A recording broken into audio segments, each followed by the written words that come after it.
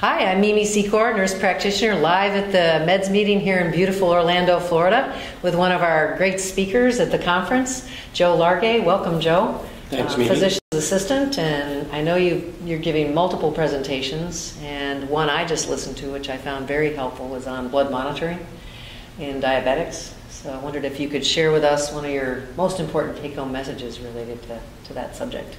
Sure, I'd be happy to. I think that it's important to understand that diabetes is a very complex and overwhelming disease for patients to understand. So it's important for them to understand how their lifestyle affects their diabetes. And one tool to do that is glucose monitoring. And for years now we've had fingerstick glucose monitoring, and most recently the technology has brought us continuous glucose monitoring. So while we know that there is a benefit to using home glucose monitoring, many patients don't use it in well enough to actually understand what's going on a day-to-day basis. There's so much variability in people's lives, not only what they eat, but their stress levels and their activity levels. These things all have an impact on their glycemic response. And so with fingerstick monitoring, we can get a good understanding of it, but not the full story. And what continuous glucose monitoring allows us to do is see more of a 24/7 picture. It's more of a 24-hour video versus a static moment in time, which is what a finger stick gives you. So for instance, if someone's at 130, they don't know if they're going up or they're going down. And so the continuous monitor is very helpful for identifying and tracking these trends that occur. It can be very helpful in documenting nocturnal hypoglycemia, which we find that actually many patients sleep through, and that's very dangerous.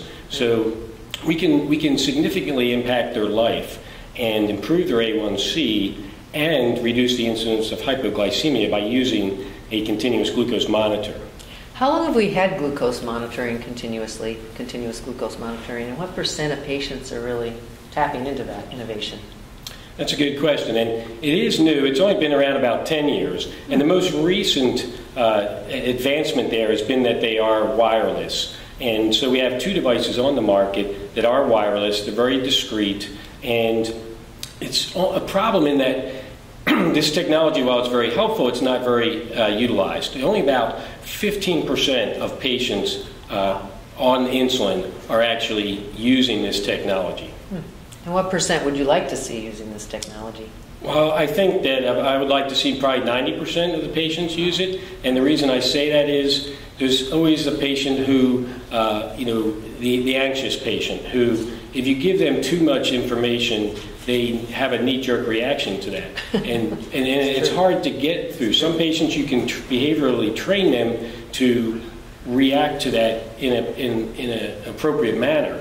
But sometimes they overreact. And so, like pump technology, it's not for everybody, perhaps. Sounds like something my brother could benefit from. He's been a diabetic since he was a young boy, and now he's nearly 60, and he's still poking himself 1,000 times a day.